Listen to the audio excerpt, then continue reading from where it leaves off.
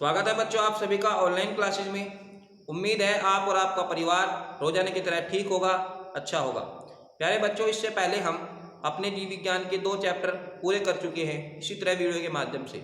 उम्मीद है बच्चों आप लोग आगे भी ऐसे ही अपने चैप्टर को बहुत अच्छे से कंप्लीट करते रहेंगे, अपनी नोटबुक में लिखते रहेंगे और उनको याद करते रहेंगे। जैसे कि बच्चों मैं आपको बता दूं, इससे पहले कई हमारे स्टूडेंट कन्फ्यूजन में थे कि जो प्रोजेक्ट और प्रैक्टिकल मैंने आपको दिया था वीडियो में, वो आपको नोटबुक में भी लिखना है और अपनी प्रोजेक्ट फाइल में भी आपको वो नोट करना है बहुत अच्छे से, और उसको आपको याद भी करना है। तो आज की वीडियो में हम नया चैप्टर शुरू करने जा रहे हैं जिसका नाम है जैव विविधता, बायोडाइवर्सिटी। प्यारे विद्यार्थियों, किसी भी चैप्टर को कंप्लीट करने से पहले उसके बारे में हमें पता होना चाहिए कि वो चैप्टर हम क्यों पढ़ रहे हैं, उसका क्या मतलब है। जैसे कि मैं हर वीडियो में आपको किसी भी चैप्टर को शुरू करने से पहले उसके हिंट को बताता रहा हूं, तो आज भी हम ऐसा ही करेंगे। इस वीडियो में हम केवल इस बारे में जानेंगे कि इस चैप्टर में हमें क्या क्या पढ़ना है, ठीक है। क्योंकि ऐसा पता होने से हमें जो है चैप्टर को पढ़ने में बहुत ज़्यादा मजा आने लगता है, ठीक है। तो चलिए इसको देखते हैं, जैव विविधता किसे कहते हैं। प्यारे बच्चों, जैसे कि आप सभी जानते हो कि हमारी पृथ्वी पर छोटे बड़े सभी प्रकार के जीव जंतु उपस्थित हैं। तो ये छोटे बड़े जीव जंतु ऐसे हैं कि इनमें कुछ जीव जंतुओं को हम अपनी आंखों से देख सकते हैं और कुछ जीव जंतुओं को हम अपनी आंखों से नहीं देख सकते हैं, क्योंकि वे बहुत छोटे होते हैं। आप भी इस बात को भली भांति जानते होंगे कि कुछ जीव जंतु इतने छोटे होते हैं कि उनको देखने के लिए हमें सूक्ष्मदर्शी का इस्तेमाल करना पड़ता है, ठीक है। तो इनका अध्ययन करना क्या कहलाता है? जैव विविधता कहलाता है। प्यारे बच्चों, इसकी सबसे पहले डेफिनेशन को मैं यहाँ लिख रहा हूँ, आप लोग उसका स्क्रीनशॉट लेकर भी समझ सकते हो। देखिए जरा। तो प्यारे बच्चों, जैसा कि आप देख पा रहे हो, हमारी पृथ्वी पर विभिन्न प्रकार की जीवों की प्रजातियां पाई जाती है, ठीक है। इन प्रजातियों में से कुछ प्रजाति ऐसी है जिन्हें हम नग्न आंखों से नहीं देख सकते हैं, ठीक है। तो इन सभी प्रकार की, ठीक है, जीवों के जो प्रकार होते हैं या इनके जो समूह होते हैं, इनका अध्ययन करना क्या कहलाता है? जैव विविधता कहलाता है, ठीक है। बहुत अच्छे से आप यहाँ से इसका स्क्रीनशॉट भी ले सकते हो और इसको अपनी कॉपी में भी आपको यहाँ से लिखना है। चलिए फटाफट से इसका स्क्रीनशॉट ले लीजिए सभी बच्चे, ठीक है। ऐसे आपको ये लिखना है बेटा, जैव विविधता हेडिंग डालकर आपको ये सभी चीजें इसके अंदर नोट कर देनी है, ठीक है। बिल्कुल सिंपल भाषा में मैंने यहाँ से आपको जो है लिखा, तो आप इसको यहीं से ही इसका स्क्रीनशॉट ले लीजिए, ठीक है। तो ये होता है हमारा जैव विविधता। प्यारे बच्चों, हमारी पृथ्वी पर जितने भी सारे के सारे जीव जंतु हैं, चाहे वो छोटे हो या बड़े हो, उनको हम एक ग्रुप वाइज यानी कि उनको हम क्लासिफिकेशन के माध्यम से जो है धीरे धीरे अलग अलग भागों में बांटकर उनको पढ़ेंगे, उनको हम समझेंगे कि किस प्रकार किस तरह के जीव जंतुओं को कैटेगरीज में रखा गया है, किस तरीके से उनको जातियों में बांटा गया है। ये सभी बातें बच्चों वर्गीकरण कहलाती है, ठीक है।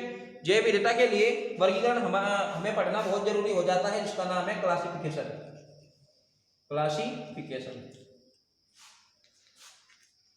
तो प्यारे बच्चों, क्लासिफिकेशन का मतलब होता है वर्गीकरण, यानी कि किसी भी जीव जंतु का अध्ययन करने के लिए हमें वर्गीकरण की आवश्यकता पड़ती है, ठीक है। पृथ्वी पर चूंकि छोटे बड़े सभी प्रकार के जीव जंतु मौजूद है, तो इसी चैप्टर में हमें यहाँ विभिन्न एनिमल्स के बारे में जानना है, ठीक है। इसके बाद बात करते हैं प्यारे बच्चों कि जैव विविधता के लिए आवश्यक शर्त क्या हो सकती है, ठीक है। जैव विविधता के लिए आवश्यक शर्त क्या हो सकती है, तो हम यहाँ पे लिख रहे हैं शर्तें, कि जैव विविधता के लिए जो शर्तें होंगी वो क्या होंगी। देखिए जरा।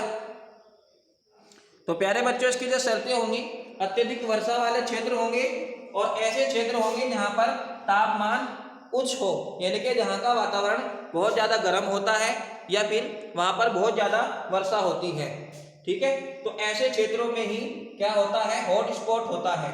हॉट स्पॉट, ये भी यहाँ पर एक आपके लिए हो सकता है नया नाम है, हॉट स्पॉट, ठीक है। तो हॉट स्पॉट का मतलब क्या होता है? जैव विविधता वाले विशेष केंद्रों को हॉट स्पॉट कहते हैं, यानी कि जहां पर जैव विविधता सबसे अधिक पाई जाती है, उन्हीं क्षेत्रों को हम हॉट स्पॉट के अंतर्गत रखते हैं, ठीक है। तो मैं यहाँ पर लिख दे रहा हूँ हॉट स्पॉट के बारे में। देखिए तो ये होता है हमारा यहाँ पर हॉटस्पॉट, यानी कि जैव विविधता वाले विशेष केंद्रों को हॉटस्पॉट कहते हैं। प्यारे बच्चों, बात ये उठती है कि जो हॉटस्पॉट होंगे वे हमारी पृथ्वी पर किस किस जगह पर होंगे। प्यारे बच्चों, अगर हम पृथ्वी की पूरी की बात करें ना, तो चाहे वो भारत हो या कोई अन्य देश हो, ठीक है, उस पर हॉटस्पॉट कहाँ होगा वो मैं आपको दिखा रहा हूँ।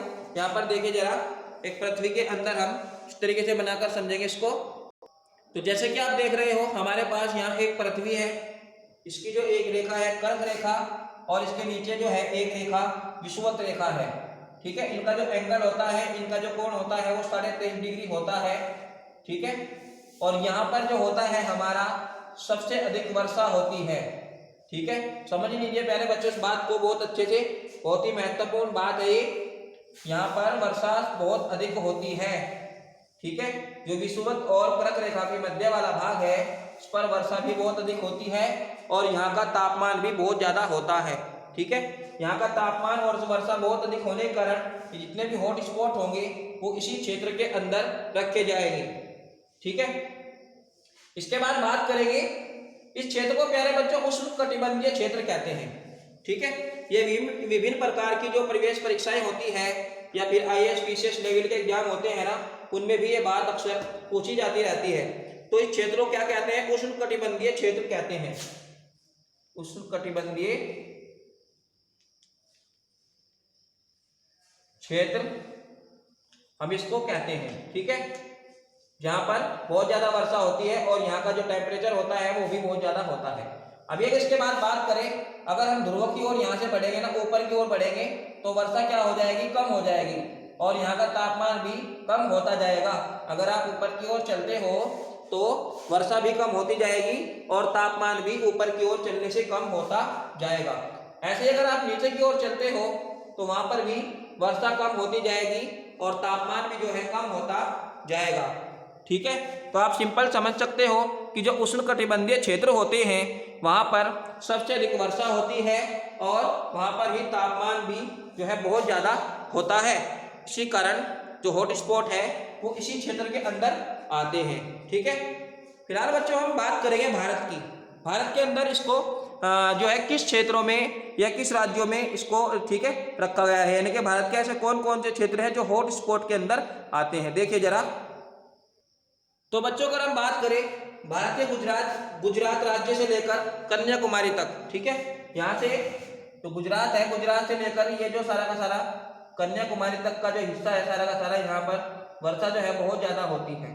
आपको पता होगा कि सबसे पहले केरला में जो है मानसून आता है, तो इधर से जो है हवाओं के कारण वर्षा बहुत ज्यादा होती है, ठीक है। तो यहाँ पर भी क्या होगा?